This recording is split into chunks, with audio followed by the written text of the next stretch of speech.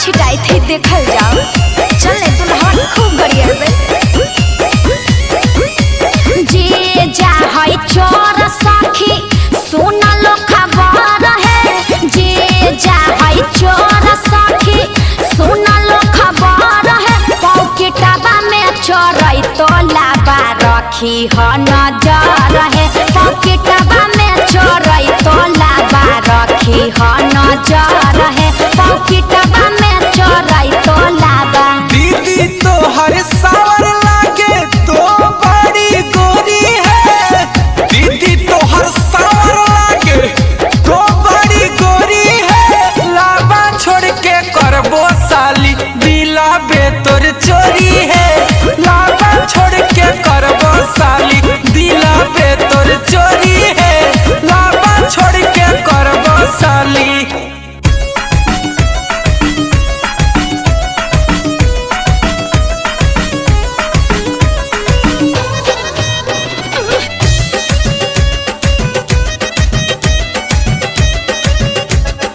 ओ सिंदूर वाले सिंदूर का लाज रखना। ओ सिंदूर वाले सिंदूर का लाज रखना। बहिन से ज्यादा बीबी का ध्यान रखना। सातों फेरा का सातों वचन निभाना। अपने बीबी का कभी दिल मत दुखाना। ओ सिंदूर वाले सिंदूर का लाज रखना। बहिन से ज्यादा बीबी का ध्यान रखना।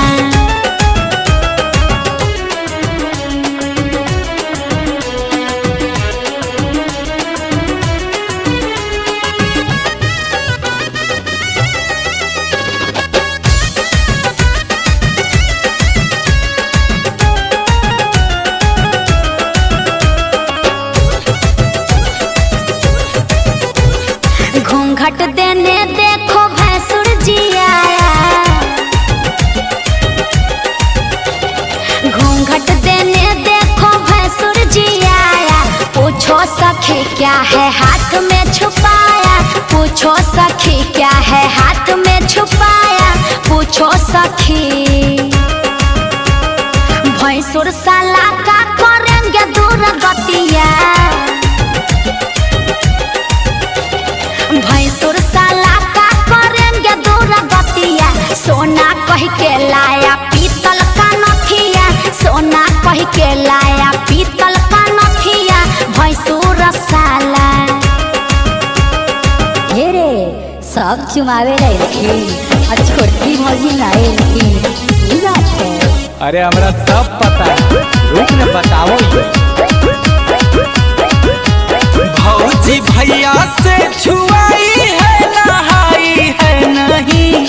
भौजी भैया से